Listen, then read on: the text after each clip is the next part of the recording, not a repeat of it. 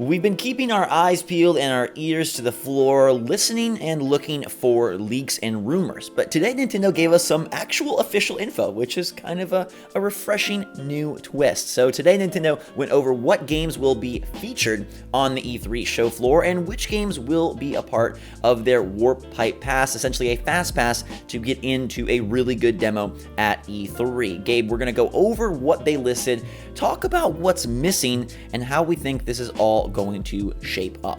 Shaping up, Zach. E3. It's happening. A lot of games to talk about. Some interesting omissions that people are kind of freaking out about a little bit. Yeah. A little bit. Well, let's go over the Warp Pipe Pass.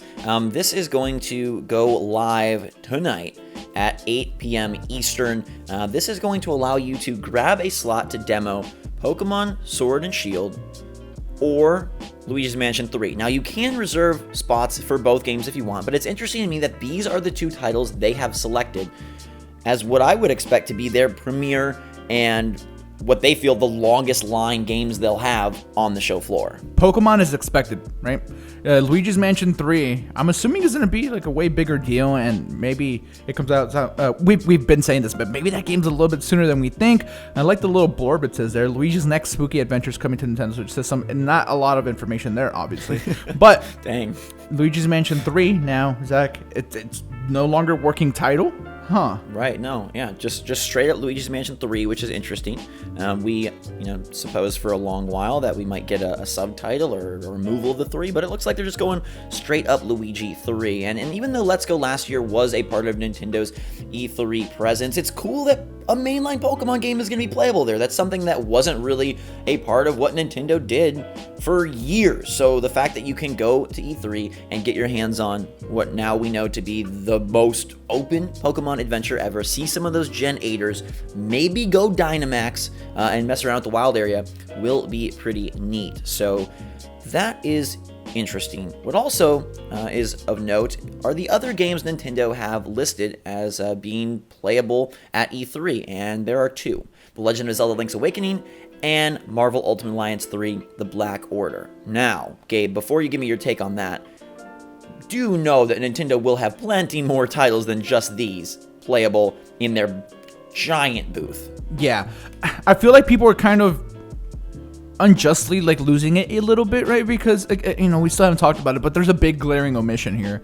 It doesn't mean that the game won't be there. I mean, I think it doesn't bode well for it being playable, but I feel like the game's gonna be there no matter what. Do you want to just talk about that now?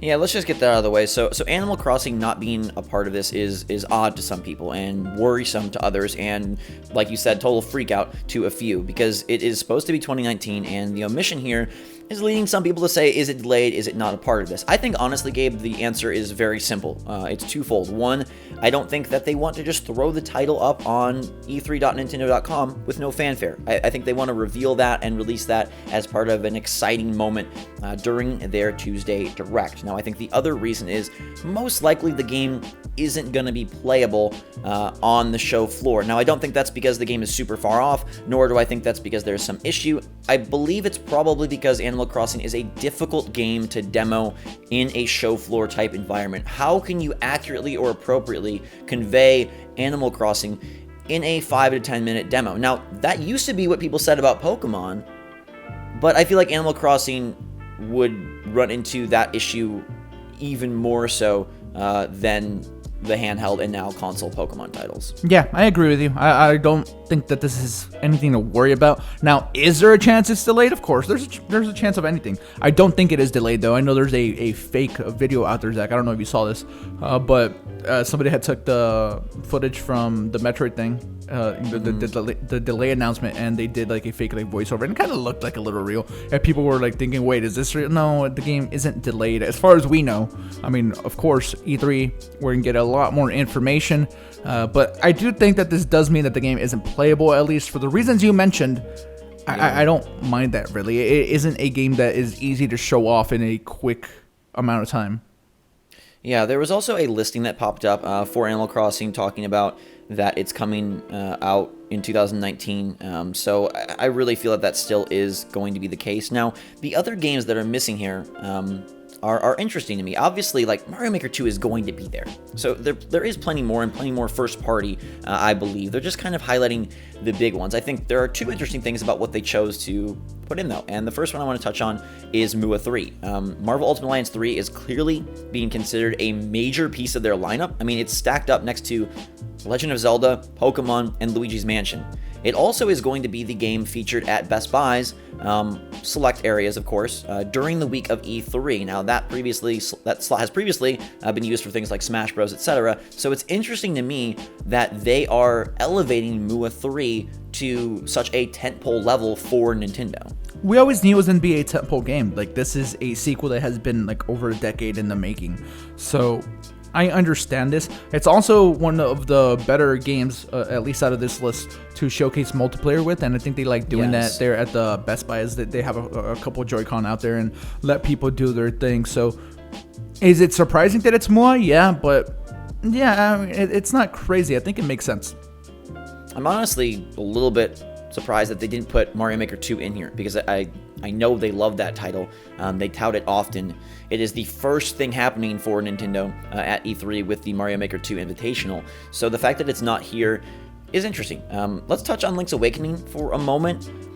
I'm surprised that Link's Awakening is not part of the Warp Pipe Pass. Now, I don't want to, be a naysayer here, but is there a chance that this game is simpler than we hope, and that is why they don't expect it to have as long of lines? If by simpler you mean that it's the exact same game, just looking different, yeah, there's a chance of that, of course.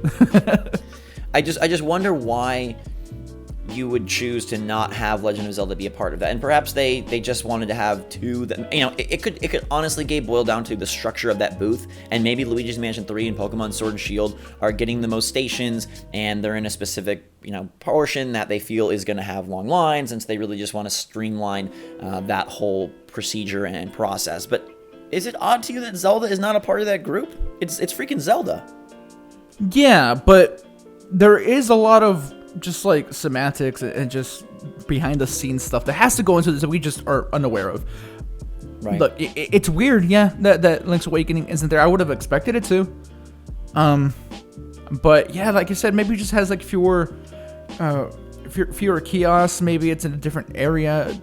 Yeah, I don't know. Maybe it's just the exact same game. That's possible too, and I wouldn't even mind that. So I'm not tripping over that too much. I mean, you shouldn't either, because it's going to be a brand new, like, long Zelda game that you've never played before. Very true. It's important to point out that last year at E3, and really any year outside of the crazy Breath of the Wild year, there are many, many games. There are many games that are Nintendo first party, there are indie titles, there are third party titles, so this is obviously just a sliver of the pie that Nintendo is currently baking for E3. I think these will be the big ones, but the last point I wanted to bring up with you, Gabe, is our theory all year has been that the main booth decor would be Animal Crossing related. Does this change your prediction in that way? Not at all. I still think it's Animal Crossing. Huh. Yeah. So Animal Crossing has the show floor. Uh-huh. It's all dolled up Animal Crossing, but it's not on the show floor. Yeah.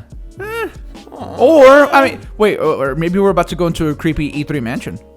Dude, that would be nice. The other option is a really nice wild area from Sword and Shield with some Dynamax Pokemon statues. Oh man, I'm gonna climb one. No, you're not, Gabe. No, you're not. We can't. Wait, we could be there all 3 days. We can't climb the Dynamax statues. No, we can't. I'm now going to. I'm going to move my prediction that Pokemon Sword and Shield now are going to get the focal decorative presence at the Nintendo booth. I think it lines up. I feel like the wild area being so open allows them to do that. The fact that they're warp pipe passing this, Luigi's Mansion would be sick, but I wonder if it's still a little niche. And I don't know. I feel like Nintendo are kind of like fraidy cats in some ways. I don't know if they're gonna put Ghost all up over E3. Here, that might be a little too much. Could we see 2 games get like decorative set pieces? We could. I mean, it has not happened. There's two like decent sized areas. Yeah, one is more of a press area. I mean, last year it was the cavalcade of items from Smash Bros. Ultimate, and the giant screen showcasing all characters. We had the New Donk City Mario Odyssey experience. We had the beautiful Breath of the Wild one game experience. My favorite one. I mean, maybe they, who knows? Maybe there is no theme. Maybe they're like, welcome to the Switch, where you can do a lot of cool stuff. We got a little mansion, got a little Dynamax Gengar, got a little Zelda Link's Awakening, little sleepy section. I don't know. Maybe they're even gonna have a freaking Spider-Man statue. I want a Dynamax Snorlax. That's too big. It'll take up the whole hall. Good. That's what's going in Sony's spot. They're putting a Dynamax Snorlax where Sony used to be, saying, "Hey, take that, fans." All right, let us know in the comments down below what you think will be at E3 and which of these you're most excited to play. If you're going, or if you dream of going, what would you warp pipe pass, Gabe? Last question: you warp pipe pass in Pokemon Sword and Shield first, or LM3? Yeah, that's a tricky one. LM3 because it's more of a unknown to me.